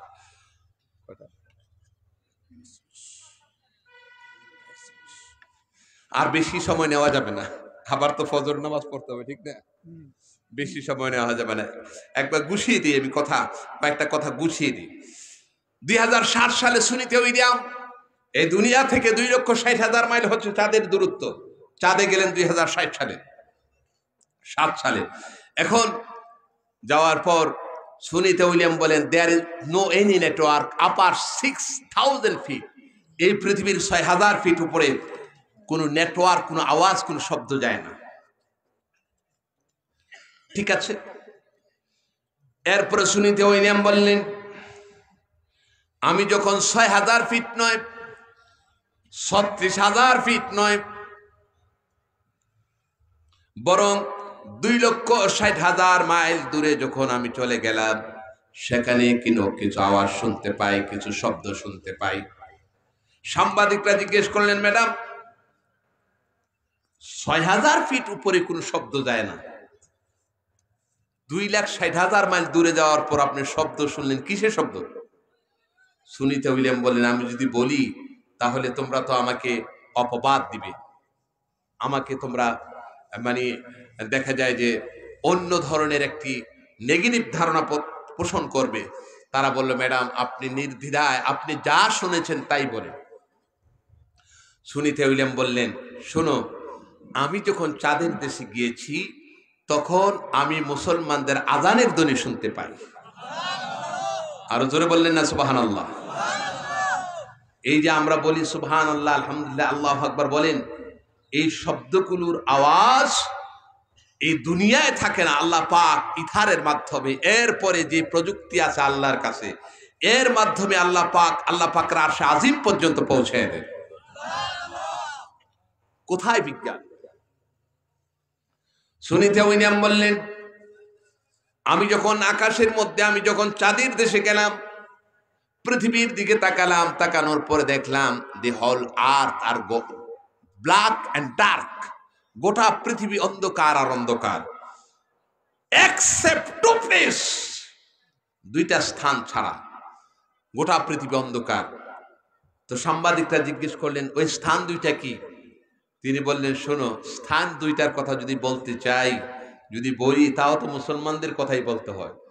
আমি গোটা পৃথিবী থেকে, এই চাঁদ থেকে গোটা পৃথিবী পর্যবেক্ষণ করেছি, বিশেষ ক্যামেরা ফিট করেছি, অন্ধকার আর অন্ধকার, কিন্তু আমি দেখলাম যে মক্কা শরীফ এবং মদিনায়ে মুনাওয়ারা, এই দুইটা স্থান থেকে আলোর ফোয়ারা আকাশ অতিক্রান্ত করে আমার মনে হয় আরো উপরে উঠে গেছে। Islam, this is the universal truth. ইসলাম হচ্ছে মহাসত্য, দিন হচ্ছে মহাসত্য। নবী সাল্লাল্লাহু আলাইহি ওয়াসাল্লামের নূর মুবারক এত সত্য যে এখনো মদিনা মুনাওয়ারা থেকে তার আলো আল্লাহ পাকের আরশে আজিম পর্যন্ত পৌঁছে যায়। জোরে বলুন সুবহানাল্লাহ। আমরা বুঝি না। আমার বন্ধুগণ, মেরাজের কথা বলছিলাম। আল্লাহ রাব্বুল আলামিন নবীজি সাল্লাল্লাহু আলাইহি ওয়াসাল্লাম কি মেরাজের মাধ্যমে এমন কিছু দৃশ্য দেখিয়েছেন। হযরত ইবনে জারির আত-তাবারি, ইবনে কাসির আদ-দামাশকি রাহমাতুল্লাহ আলাইহি ওনারা রওয়ায়াত করেছেন হযরত আবু হুরায়রা রাদিয়াল্লাহু তাআলা আনহু থেকে বর্ণিত, আল্লাহর নবী সাল্লাল্লাহু আলাইহি ওয়াসাল্লাম বলেছেন যে আমাকে এমন একটি উপত্যকার মধ্যে নিয়ে আসা হলো, ফাসামিতুম সাউতান মুনকারান ওয়া ওয়াজাদতু রিহান খাবিসান, এমন একটি জায়গার মধ্যে নিয়ে যাওয়া হলো, এখানে তর্জন গর্জন, দুর্গন্ধ আর এমন কিছু আওয়াজ শুনতে পাই যে আওয়াজটি শুনলেই ভয় লাগে। রাত্রে গভীরে বিশেষ আওয়াজ যদি শুনে ভয় লাগে কি লাগে না? এখন এরপরে এত তর্জন গর্জন, এত আওয়াজ, যে আওয়াজ মানুষের হৃদয়ের মধ্যে স্পর্শ করে, মানুষ প্রচন্ড ভয় পায়। নবী সাল্লাল্লাহু আলাইহি ওয়াসাল্লাম বললেন এমন আওয়াজ আমি শুনতে পেলাম। আল্লাহর নবী বলেন, আমি জিজ্ঞেস করলাম জিবরাইল, মা হাদা ইয়া জিবরাইল ওয়া মা হাদা সাউত, হে জিবরাইল এটা কি, আর এটা কিসের আওয়াজ?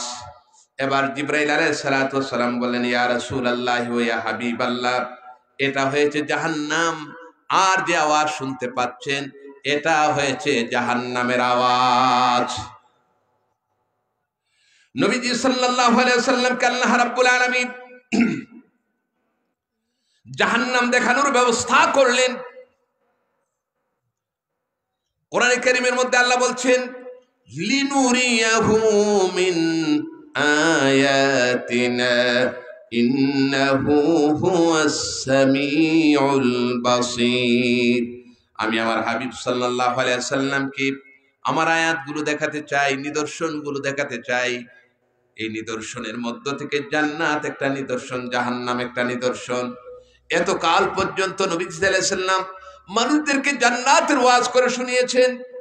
ইন্নাল আবরারা লাফি নাঈম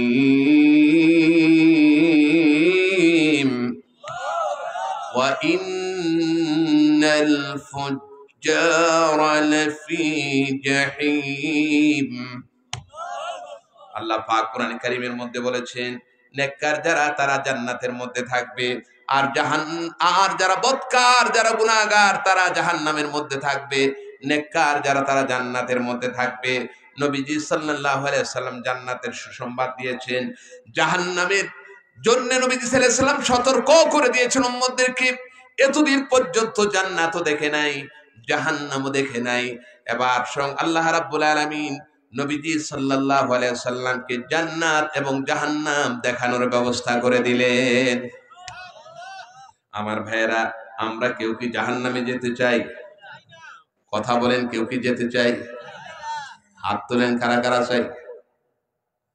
সবাই সচেতন, অনেক রাত রয়েছে তারপরে সচেতন। জোরে বলুন আলহামদুলিল্লাহ, জোরে বলুন মারহাবা। আমরা কেউ জাহান্নামে যেতে চাই? আমরা কোথায় যেতে চাই? আরো জোরে বলুন কোথায়? কে কে জান্নাতে যেতে চায় হাত তুলে দেখা। সবাই সবাই সবাই হাত তোলেন। এই পকেটের মধ্যে হাত কা, নারে তাকবীর, আরো জোরে সে নারে তাকবীর। আল্লাহ পাক যেন সকলকে জান্নাতি বানায় দেয়। আমার ভাইয়েরা, এবার দেখে যায় জাহান্নামের মধ্যে প্রদর্শন শুরু হয়ে গেল। বিদেশ থেকে যখন বড় বড় প্রেসিডেন্ট, প্রধানমন্ত্রী, বিদেশি বড় মেহমান আসে, তখন তাদেরকে বিভিন্ন প্রদর্শনী দেখানো হয়, ঠিক কিনা বলেন? বাংলাদেশের জাতীয় দিবসগুলোতে বিভিন্ন প্রদর্শনী দেখানো হয়, ঠিক কিনা বলেন? আমার ভাইয়েরা, নবীজি সাল্লাল্লাহু আলাইহি ওয়াসাল্লামকে আল্লাহ রাব্বুল আলামিন জাহান্নাম দেখানো শুরু করলেন। এবার আল্লাহর নবী সাল্লাল্লাহু আলাইহি ওয়াসাল্লাম দেখলেন জাহান্নামের মধ্যে, হায় রে জাহান্নাম, এত দুঃখ এবং কষ্টের জায়গা। দুনিয়ায় যত পয়গম্বর পৃথিবীতে এসেছেন, যত নবী রাসূল এসেছেন, যত সৃষ্টিকুল আল্লাহ রাব্বুল আলামিন পৃথিবীতে সৃষ্টি করেছেন, সমস্ত সৃষ্টিকুল আল্লাহর কাছে জাহান্নাম থেকে মুক্তি চেয়েছেন। আল্লাহ, আমাদেরকে জাহান্নামের আগুনে জ্বালায়ও না। আমার ভাইয়েরা, নবীজি সাল্লাল্লাহু আলাইহি সাল্লামকে নিয়ে যাওয়া হলো এমন একটা উপত্যকার মধ্যে, যেখানে আগুনের উপত্যকা, সেখানের মধ্যে লোকদেরকে শাস্তি দেওয়া হচ্ছে। বড় বড় লোহার হাতুড়ি দ্বারা তাদের মাথাগুলোকে চূর্ণ বিচূর্ণ করে দেওয়া হয়। আবার লোকগুলো যখন সাঁতার কেটে পাড়ের মধ্যে আসতে চায়, ইমাম বুখারী রাহমাতুল্লাহ আলাইহি বলেন, পাড়ের মধ্যে যখন আসতে চায়, আবার দেখা যায় তাদেরকে লোহার বড় বড় হাতুড়ি অথবা দেখা যায় বড় বড় পাথর দ্বারা আঘাত করে তাদের মাথাগুলোকে চূর্ণ বিচূর্ণ করে দেওয়া হয়। চিৎকার আর চিৎকার, কান্নার আওয়াজ শোনা যায়। এবার নবীজি সাল্লাল্লাহু আলাইহি ওয়াসাল্লাম বললেন, হে জিবরাইল, এরা কারা? কোন কারণে তাদেরকে শাস্তি দেওয়া হচ্ছে। এবার জিবরাইল আলাইহিস সালাতু ওয়াস সালাম বললেন, ইয়া রাসূলুল্লাহ, ইয়া হাবিবাল্লাহ, এরা হয়েছে ওই সমস্ত লোক যে সমস্ত লোকেরা দুনিয়াতে নামাজ ছেড়ে দিয়েছে, নামাজ পড়ে নাই। নামাজ ছেড়ে দেওয়ার কারণে আল্লাহ রাব্বুল আলামিন এমনি করে তাদেরকে জাহান্নামের মধ্যে শাস্তি দিচ্ছে। আমার বাবাজিরা, সুদখোর, মদখোর, জানাখোর, গীবতকারী, এরপরে দেখা যায় বেপরদায়ী মহিলা। বেপরদায়ী মহিলা যারা, তাদেরকে জাহান্নামের মধ্যে মাথাগুলোকে নিচের দিকে করে স্তনের সাথে লোহার আগুনের আংটি স্তনের মধ্যে দেওয়ার পরে এই সমস্ত নারীদেরকে ঝুলিয়ে রাখা হয়। তাদেরকে ঝুলিয়ে রাখা হয়েছে। জিজ্ঞেস করা হলো, ইয়া জিব্রাইল, এরা কারা? আল্লাহর নবী বললেন, আল্লাহর নবী যখন জিব্রাইলকে বললেন যে সমস্ত মহিলাদেরকে এভাবে লোহার আংটি দ্বারা তাদেরকে ঝুলিয়ে রাখা হয়েছে, এবার জিব্রাইল আলাইহিস সালাতু ওয়াস সালামকে বললেন, হে জিব্রাইল, এরা কারা? এবার জিব্রাইল বললেন, ইয়া রাসূলুল্লাহ, আপনার উম্মতের মধ্য থেকে যে সমস্ত নারীরা বেপরদায়ী হয়ে চলেছে, পর্দাহীন হয়ে চলেছে, স্বামীর খেদমত করে নাই, এই সমস্ত নারীদেরকে এমনি করে জাহান্নামের মধ্যে শাস্তি দেওয়া হচ্ছে। আমার ভাইয়েরা, নবীজি সাল্লাল্লাহু আলাইহি সাল্লাম প্রচন্ড দুঃখ পেলেন, ভয় পেলেন। হায় রে, আমার উম্মতেরা জাহান্নামে যাবে, এই শাস্তি তাদেরকে দেওয়া হবে। আল্লাহর নবী বললেন, হ্যাঁ আমার উম্মতেরা, জাহান্নাম থেকে বাঁচো, জাহান্নাম থেকে বাঁচাও, জাহান্নাম থেকে নিজেরা বাঁচো। কোরআনে কারীমের মধ্যে আল্লাহ রাব্বুল আলামিন বললেন, ইয়া আইয়ুহাল্লাযীনা আমানু কু আনফুসাকুম ওয়া আহলিকুম নারা ওয়াকুদুহান নাসু ওয়াল হিজারা। আমার ভাইরা, আল্লাহ বললেন জাহান্নামের আগুন থেকে নিজেরা বাঁচো আর পরিবার পরিজনদেরকে বাঁচাও। নবীজি বললেন, হে উম্মতেরা, জাহান্নামের আগুন থেকে বাঁচো। সামান্য একটু খেজুর আল্লাহ রাস্তায় দান করো, যদি জাহান্নাম থেকে বাঁচার তোমাদের পথ তৈরি হয়ে যায়, আল্লাহ রাস্তায় দান করো, নামাজ পড়ো, বেপরদাই ছেড়ে দাও, সুদ ছেড়ে দাও, ঘুষ ছেড়ে দাও, জাহান্নাম থেকে বাঁচো। কারণ জাহান্নাম এত ভয়াবহ জায়গা, এত শাস্তির জায়গা, এত ভয়ানক জায়গা, একবার যদি কেউ জাহান্নামের মধ্যে যায় আর কখনো সেখান থেকে ফিরে আসতে পারবে না। আমার ভাইরা, নবীজি কেঁদেছেন, জিব্রাইল কেঁদেছেন, সমস্ত পয়গম্বর আলাইহিস সালাতু ওয়াস সালাম কেঁদেছেন, হযরত ঈসা আলাইহিস সালাতু ওয়াস সালাম রাস্তা দিয়ে যাচ্ছেন। এমন সময় দেখলেন বিশাল একটি পাহাড় আকাশ এবং জমিনের মধ্যে ঝুলে আছে। মানুষদেরকে জিজ্ঞেস করলেন, কেন ঝুলে আছে, কখন থেকে ঝুলে আছে, কিছু উত্তর দিতে পারলো না। এবার স্বয়ং হযরত ঈসা আল্লাহর কাছে বললেন, রব্বুল আলামিন, এই পাহাড়, এই পাথর, এই পাহাড়টা কেন ঝুলে আছে, কেন এবার ঝুলে আছে, কখন থেকে ঝুলে আছে? আল্লাহর কাছে যখন দোয়া করলেন, আল্লাহ পাক ওই পাহাড়ের জবান খুলে দিলেন। পাহাড় কোরআনে কারীমের আয়াত হযরত ঈসা আলাইহিস সালাতু ওয়াস সালামের কাছে কোরআনে কারীমের আয়াত পড়ে শোনাতে লাগলো। জোরে বলেন সুবহানাল্লাহ। আপনারা কি ওয়াজ বুঝতেছেন? এখনই শেষ করে দেব। ওয়াজ কি বুঝতেছেন? পাহাড় থেকে কোরআনের আওয়াজ আসছে, তখনও কোরআন দুনিয়াতে অবতীর্ণ হয়নি। ঈসা আলাইহিস সালাতু ওয়াস সালাম নবী সাল্লাল্লাহু আলাইহি সাল্লামের আগমনের 600 বছর আগে দুনিয়া থেকে বিদায় হয়েছেন। সেই ঈসা আলাইহিস সালাতু ওয়াস সালামের কাছে পাহাড় কোরআনের আয়াত তেলাওয়াত করে শোনাচ্ছে, ইয়া আইয়ুহাল্লাযীনা আমানু কু আনফুসাকুম ওয়া আহলিকুম নারা। তাফসীরে কুরতুবীর মধ্যে এসেছে, আল্লাহ পাক সূরা ইয়াসিনকে পৃথিবী সৃষ্টির 2000 বছর আগে অবতীর্ণ করেছে। বলে দেখুন, কষ্ট হচ্ছে আপনাদের? অনেক রাত্র হয়ে গেছে, আমি একদম গুছিয়ে দিচ্ছি, শেষ আলোচনা শেষ হয়ে যাচ্ছে। আমার বন্ধুগণ, পাহাড়কে যখন জিজ্ঞেস করলেন, পাহাড় তুমি কেন ঝুলে আছো? এবার পাহাড় নিজে জবাব দিচ্ছে, ঈসা, আল্লাহ যে কোরআনের মধ্যে বললেন যে জাহান্নাম থেকে বাঁচো, নিজেরা পরিবার পরিজনদেরকে বাঁচাও, যে জাহান্নামের ইন্ধন লাকড়ি হবে, আগুন হবে, মানুষ এবং পাথর, আমি হচ্ছি পাথরের পাহাড়। বুঝেন বুঝেন, আমি হচ্ছি পাথরের পাহাড়। সেজন্যে যখন এই আল্লাহর এই বাণীটা আমাদের কাছে পৌঁছে গেল, আমি যখন এই বাণীটা শুনলাম প্রচন্ড ভয় পেয়ে গেলাম, ভয় পেয়ে লাভ দিলাম। কি করলাম? জোরে বলুন, কি করলাম? লাভ দিলাম। আপনাদেরকে জিজ্ঞেস করি, মানুষ ভয় পায় কি পায় না? কথা বলেন, পায় কি পায় না? দুই বন্ধু রাস্তা দিয়ে যাচ্ছে, এমন সময় দেখা যায় এক বন্ধু সামনে আর এক বন্ধু পিছনে। এই আবসা আবসা অন্ধকার, রাত্রি তো অন্ধকার, তো সামনে হচ্ছে একটা রশি। রশি চিনেন আপনারা? রশি চিনেন তো? রশি, একটা রশি রাস্তার মধ্যে পড়ে আছে। তো সামনের বন্ধু রশি তো ওই একটু বাঁকা তেরা হয়ে পড়ে আছে।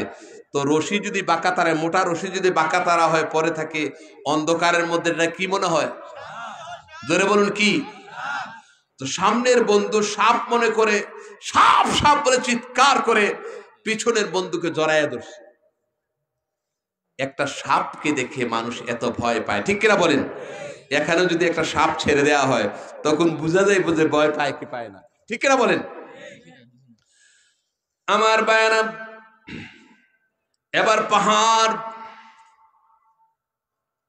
হযরত ঈসা আলাইহিস সালামকে বললেন, ঈসা, আল্লাহ পাকের এই বাণী যখন আমাদের কাছে পৌঁছানো হলো, আমি প্রচন্ড ভয় পেয়ে গেলাম, একটি লাফ দিলাম, ভয় পেয়ে লাফ দিলাম।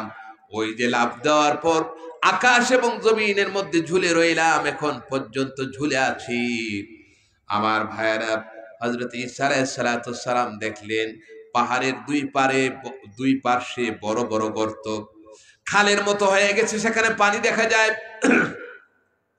ঈসা বললেন, হে পাহাড়, বুঝতে পারলাম ভয় পেয়েছ, ভয় পাওয়ার কারণে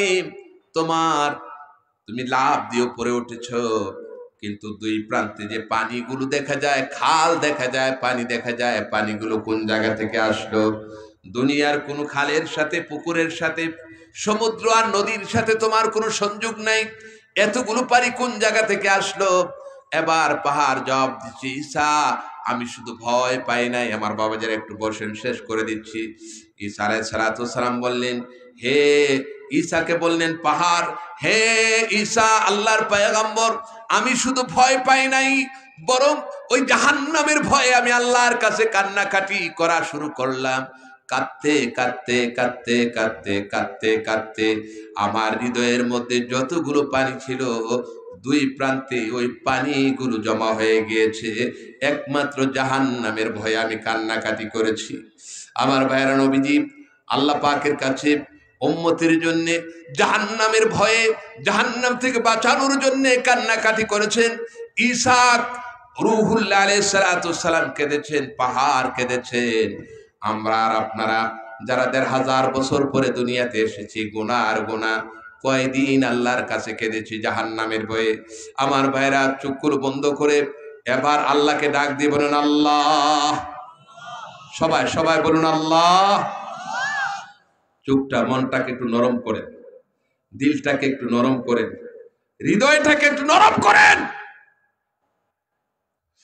আমার ভাইরা, নবীরা হয়েছে নিষ্পাপ, জান্নাতি। শুধু জান্নাতি নয়, ওনারা জান্নাতের সর্দার। জান্নাত জান্নাত জান্নাত।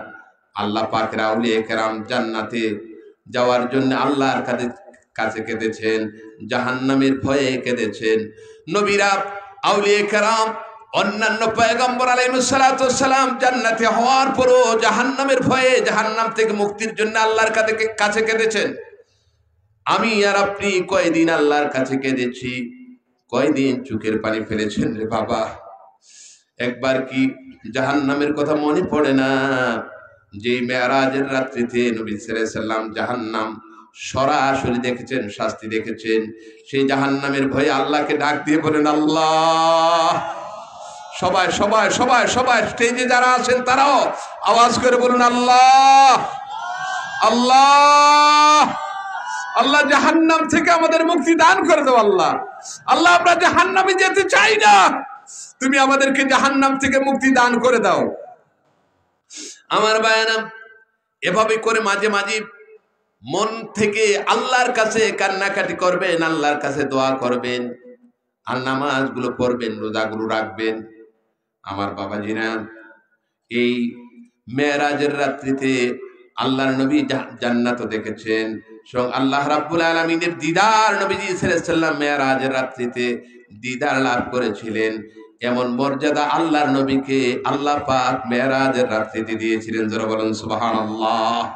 সেজন্য আমার বাবাজিরা, আজকে অনেক রাত্র হয়ে গেছে, মেরাজের আলোচনা তো চলবেই, বছরের পর বছর, দিনের পর দিন আলোচনা করলে পুরো মেরাজের আলোচনা শেষ হবে না। আজকে মেরাজ থেকে যে শিক্ষাটা আমরা নিতে পারি তা হচ্ছে এই, যে আমরা নামাজ, রোজা, হজ, যাকাত, পর্দা, পশিদা, হালাল হারাম, সুন্নত, আউলিয়া কেরামদের আদর্শ অনুযায়ী আমরা জীবন গড়ব। ঠিক কিনা বলেন? আমরা রাজি আছি কি নাই? জোরে বলুন, রাজি আছি কি নাই? কে কে রাজি আছেন হাত তুলে দেখান। নারে তাকবীর, নারে তাকবীর। আউলিয়া কেরাম যেখানে, আরো জোরে, আউলিয়া কেরাম যেখানে, কোরআন হাদিস যেখানে, আল্লাহ যেন কবুল করেন। সাথে সাথে আমার যুবক ভাইদেরকে বলবো, আজকে যুবক ভাইরা, আজকে তোমরা মুরব্বীদের সম্মান করতে চায় না, ঠিক কিনা বলেন? আর বাবা মার খেদমত করতে চায় না। খবরদার, খবরদার, তোমাদের জীবন ব্যর্থ হয়ে যাবে। এই দুনিয়া, টাকা পয়সা, মান সম্মান, ধন দৌলত, ক্ষমতা সব ক্ষণস্থায়ী, ঠিক কিনা বলেন? কথা বলেন না, ঠিক কিনা বলেন? হাজার কোটি টাকার মালিক, হাজার কোটি টাকার মালিক, তার টাকা তাকে রক্ষা করতে পারে? কথা বলেন, রক্ষা করতে পেরেছে? পারে নাই। তার সম্মান রক্ষা করতে পারে নাই। লাঞ্ছিত, অপমানিত, ভয়ে আতঙ্কিত, ঠিক কিনা বলেন? কিসের ক্ষমতা, কিসের টাকা পয়সা, সব ছাড়ো, দিন ধরো, আউলিয়া কেরামের পথ ধরো, কোরআন হাদিসের পথ ধরো, ঠিক কিনা বলেন? আমি আমার পর্দার আড়ালের মা বোনদেরকে বলবো, মেহেরবানি করে আপনারা ওই ইউটিউব, গুগল, এদেরকে হুজুর মানেন না। এখন আমি এই কথাটা সবসময় বলি, ইউটিউব আর গুগলকে হুজুর মানে, পিসাব মানে তাদেরকে, ঠিক কিনা বলেন? এদেরকে পিসাব না মানে। এরপরে এই সমস্ত জিনিস দেখা এরা বলে পীর মুরিদি শিরিক। এরা কেউ বলে নামাজ 3 ওয়াক্ত, কেউ বলে রমজানের রোজা ঠিক মতো রাখা দরকার নেই, এটি তো রোজা। এই সমস্ত বাজে জিনিস থেকে আমাদেরকে বাঁচতে হবে, ঠিক কিনা বলেন? আমরা আউলিয়া কেরামের পথে চলতে রাজি আছি কি নাই? আরো জোরে বলুন, আছি কি নাই? আল্লাহ পাক যেন কবুল করেন। মা বোনেরা, আপনারা স্বামীর খেদমত করবেন, এটা আপনার উপর ফরজ, আপনার উপর ফরজ। শুধু স্বামীর সাথে বেয়াদবি করার কারণে অধিকাংশ নারী জাহান্নামী। হাদিসের মধ্যে, এই মেরাজের হাদিসের মধ্যে আসছে, রাইতু আকসারা আহলিহা আন-নিসা, আমি জাহান্নামের মধ্যে অধিকাংশ জাহান্নামে দেখেছি নারী। জিজ্ঞেস করা হলো, ইয়া রাসূলুল্লাহ, ইয়া হাবিবাল্লাহ, অধিকাংশ জাহান্নামী নারী, তার কারণটা কি? নারীরা তো অনেক বেশি মর্যাদাবান, অনেক বেশি সম্মানিত, মায়েদের পায়ের নিচে হয়েছে জান্নাত। আল্লাহর নবী বলেন 2 কারণে। একটা হয়েছে তারা স্বামীর অবাধ্য হয়, আরেকটা হয়েছে মানুষকে লানত করে। বাবু কুফরিন দুনা কুফরিন, বুখারী শরীফের মধ্যে আসছে অনেক হাদিস। অতএব আপনারা স্বামীর খেদমত করবেন আর পর্দা পশিদায় থাকবেন, ইনশাআল্লাহ আল্লাহ পাক আপনাদের জন্য জান্নাতের রাস্তা খুলে দিবেন। আল্লাহ পাক যেন আমাদেরকে এই আজকের এই আলোচনা থেকে, ওয়াজ মাহফিল থেকে, আল্লাহ পাক যেন আমাদেরকে দিন বুঝে আমল করার তৌফিক দান করেন। আরো জোরে বলুন আমিন। আল্লাহুম্মা সাল্লি আলা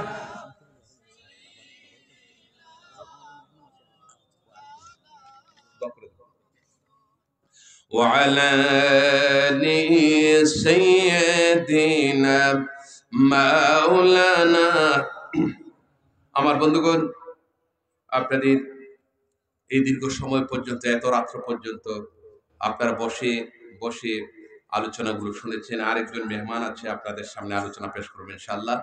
ওনার বক্তব্য আপনারা শুনবেন। তো আল্লাহ পাক যেন, আমি আন্তরিকভাবে মোবারকবাদ জানাই ইন্তেজামিয়া কমিটি যারা এত চমৎকার আয়োজন করেছেন, এই এত সুন্দর আয়োজন করেছেন, আপনাদেরকে দিনের কথাগুলো শোনানোর ব্যবস্থা করেছেন। ওই যে বলছিলাম ভারতের পাহলুল এলাকায় যে মানুষেরা দিনের চর্চা না থাকার কারণে মুরতাদ হয়ে যায়, বেঈমান হয়ে যায়। আপনারা তো কিন্তু শুনতেছেন, কিছু কানে যাচ্ছে। এই বাংলাদেশের মুসলমানদের একটা সৌভাগ্য। আল্লাহ পাক যেন এই আউলিয়া কেরামদের মাধ্যমে এই জাতীয় প্রোগ্রামগুলো প্রসার হয়েছে, প্রচারিত হয়েছে, আপনাদেরকে তালিমের ব্যবস্থা বাংলাদেশে হয়েছে। আল্লাহ পাক যেন আমাদের সকলকে কবুল করেন। আমি আপনাদের কাছে দোয়া চাচ্ছি, আল্লাহুম্মা আমিন। আলহামদুলিল্লাহি রাব্বিল আলামিন ওয়াস সালাতু ওয়াস সালামু আলা সাইয়্যিদিল আমবিয়াই ওয়াল মুরসালিন ওয়া আলা আলিহি ওয়া সাহবিহি আজমাইন। রব্বানা যালামনা আনফুসানা ওয়া ইন লাম তাগফির লানা ওয়া তারহামনা লানাকুনান্না মিনাল খাসিরিন। রব্বুল আলামিন, গভীর রজনী যে সময়ে বান্দার দরজাগুলো বন্ধ হয়ে গিয়েছে, তোমার রহমতের দরজা খুলে দিয়েছো, এমন একটি সময়ে জিন্দেগির গুনাহ নিয়ে তুমি আল্লাহ পাকের দরবারে হাত তুলেছি। আল্লাহ, তুমি ছাড়া আমাদের আর কোনো মাবুদ নাই, তুমি ছাড়া কেউ আমাদের গুনাহ মাফ করতে পারবে না। আজকের এই গভীর রাত্রিতে হাজার হাজার মুসলমান ভাইদেরকে সাথে নিয়ে তোমার দরবারে ফরিয়াদ জানাই, মেহেরবানি করে আমাদের জীবনের গুনাহগুলো মাফ করে দাও। আবার ভাইয়েরা চোখের পানি ফেলে দিয়ে আল্লাহকে ডাক দিবেন, আল্লাহ। সবাই সবাই আওয়াজ করে বলুন আল্লাহ। আর মোহাব্বতে ডাক দিয়ে বলেন আল্লাহ। আমার বন্ধুগণ, 1 মিনিট যার যার প্রয়োজনের কথা একটু আল্লাহর কাছে বলেন। এতগুলো লোক এখানে আলেম ওলামারা আছেন, আমার বিশ্বাস সবার দোয়া কবুল হবে। 1 মিনিট সময় ছেড়ে দিলাম, আমরা মুনাজাত শেষ করে দেব। যার যার প্রয়োজনের কথা মনে মনে চোখের পানি ফেলে দিয়ে আল্লাহর কাছে বলেন, কেঁদে কেঁদে বলেন না আল্লাহর কাছে, আয় আল্লাহ।